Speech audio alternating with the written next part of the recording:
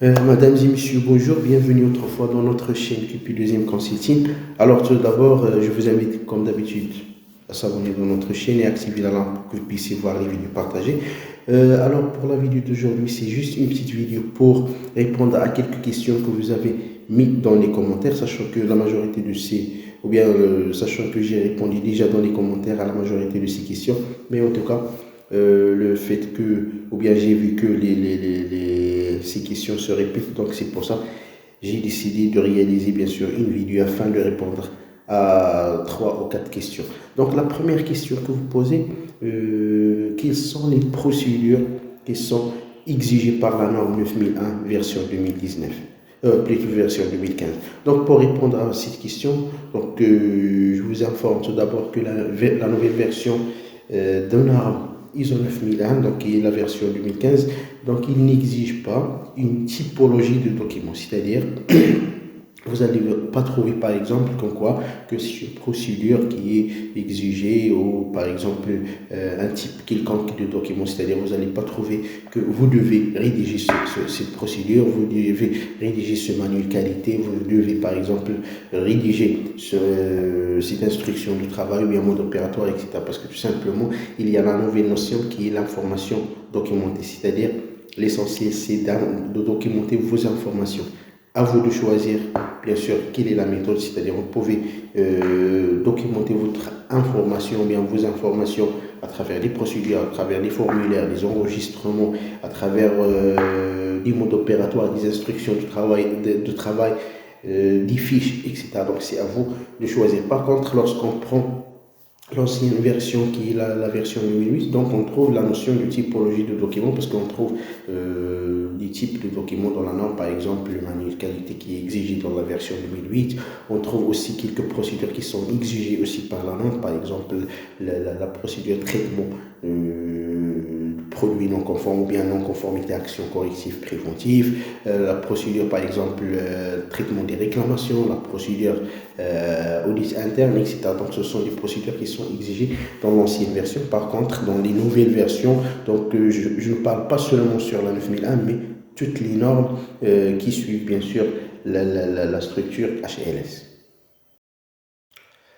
Alors pour la deuxième question, donc c'est concernant l'audit interne. En fait, la question c'est comment on peut déterminer le nombre d'audits à réaliser ou bien quel est le nombre exigé par la norme des audits internes. Aussi, pour répondre à cette question, je vais poser la question d'une autre façon, quels sont les critères de choix du nombre d'audits par processus. Donc généralement aussi, la norme n'exige pas de définir un nombre ou bien une fréquence définie. Mais l'essentiel, c'est vous, bien sûr, que vous pouvez définir votre fréquence de réalisation de l'audit interne. Mais bien sûr, je vais citer un ensemble des critères de choix du nombre des audits à réaliser, bien sûr, par processus. Le premier critère, c'est concernant le nombre des auditeurs internes. Parce qu'on sait bien, par exemple, que dans quelques sociétés, donc il y a plusieurs processus. Donc le fait d'avoir, par exemple, des auditeurs internes, donc c'est pas évident de réaliser plusieurs audits dans l'année, etc. Donc vous pouvez déterminer, par exemple, le nombre d'audits par rapport à l'équipe auditeur ou bien par rapport au nombre des auditeurs qualifiés pour réaliser l'audit interne. Deuxième critère, tout simplement, c'est selon la complexité de chaque processus. C'est-à-dire parfois, on trouve dans quelques sociétés des processus que c'est pas faisable de réaliser, par exemple, un audit dans une journée ou bien dans 2 jours, etc. Donc dans ce cas-là, je peux par exemple planifier un ensemble des audits pour ce processus afin, par exemple, de réaliser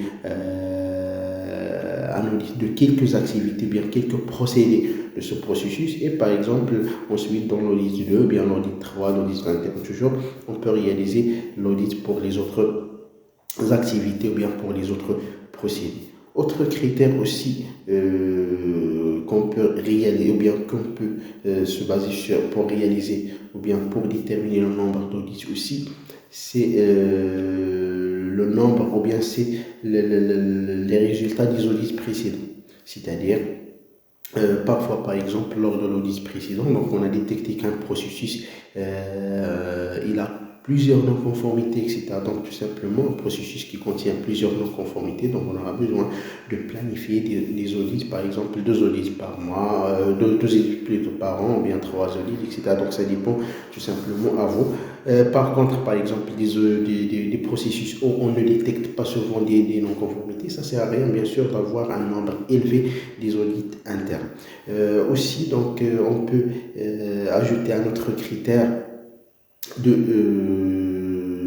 qu'on peut utiliser, bien sûr, pour planifier des audits internes.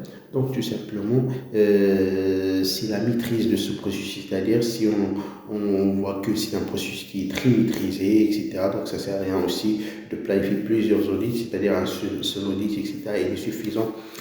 Par contre, un audit, ou bien plutôt un processus qui n'est pas très maîtrisé, qui a toujours bien sûr des problèmes, etc. Donc dans ce cas-là, on aura besoin de planifier des audits ou bien plusieurs audits internes.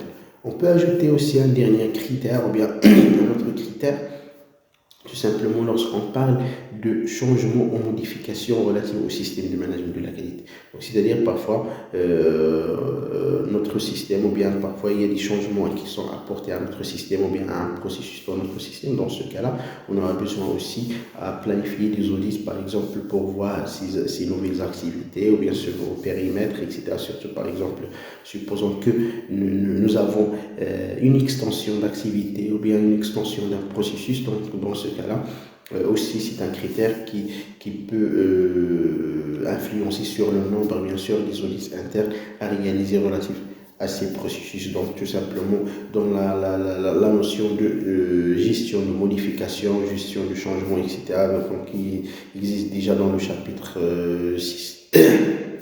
Dans la norme ISO 9001 ou bien dans les autres normes qui suivent la structure HLS. Donc généralement ce sont les critères qui influencent sur le nombre bien sûr des audits internes à réaliser. L'essentiel bien sûr pour se conformer, c'est d'avoir un planning d'audit interne qui répond à vos exigences internes, qui répond à votre situation et à votre système de management de la qualité. Et bien sûr, pour les autres exigences relatives à l'audit interne, donc vous allez trouver déjà plusieurs vidéos dans ma chaîne qui explique la norme ISO 19011, qui explique c'est quoi l'audit interne, comment on réalise les audits internes, quels sont les documents qui sont qu'on peut les utiliser pour se conformer aux exigences relatives à l'audit interne, etc.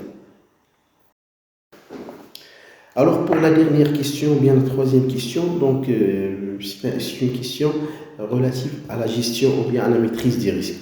La question tout simplement c'est comment on peut identifier les risques. Donc pour ne pas entrer dans les détails, parce que nous avons déjà expliqué dans la chaîne nous avons partagé plusieurs vidéos qui expliquent comment identifier, comment analyser vos risques, quelles sont les méthodes utilisées, etc. Par exemple, on a parlé de la norme 31000, etc. Aujourd'hui, nous allons répondre juste à la partie comment identifier vos risques pour être conforme à la norme. Donc, généralement, lorsqu'on parle des sources des risques dans le système management de la qualité, toujours donc conformément à l'ISO 9001 version 2015. Donc on peut parler tout d'abord aux risques qui sont liés aux enjeux, des risques qui sont liés aux parties intéressées et des risques qui sont liés au processus. Donc je vais détailler beaucoup plus donc les risques qui sont liés au processus. Donc pour les processus, donc la meilleure méthode, c'est tout d'abord de décrire votre processus sous forme des procédés ou bien sous forme des activités.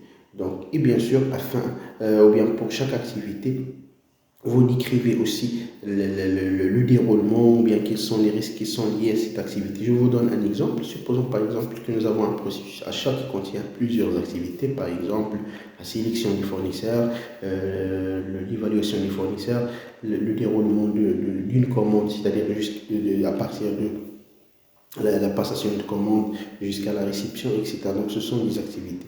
Je prends chaque activité et je vais la décrire ou bien je vais la détailler afin d'identifier quels sont les risques relatifs à chaque activité. Je prends par exemple l'activité, toujours dans notre exemple, qui est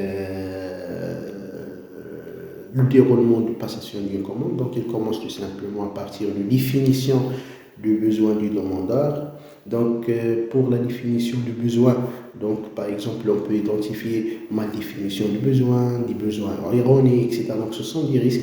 Ensuite, on passe à la deuxième étape dans l'activité toujours, qui est déroulement de la commande. Donc, c'est la passation de commande ou bien le traitement de la commande par le service achat. Donc, par exemple, au niveau du traitement, on peut identifier aussi plusieurs risques, par exemple le choix du mauvais fournisseur, par exemple aussi manque d'une information, etc. Donc ce sont des risques qu'on peut les identifier et ensuite on passe à l'étape suivante, donc jusqu'à la fin de nos étapes. Donc c'est parmi les méthodes aussi que vous pouvez utiliser afin d'identifier la majorité des risques. Vous pouvez aussi identifier les risques qui sont liés aux objectifs, c'est-à-dire par exemple vous avez fixé un objectif à atteindre, donc le fait de ne pas atteindre cet objectif, on peut l'identifier aussi comme étant des risques.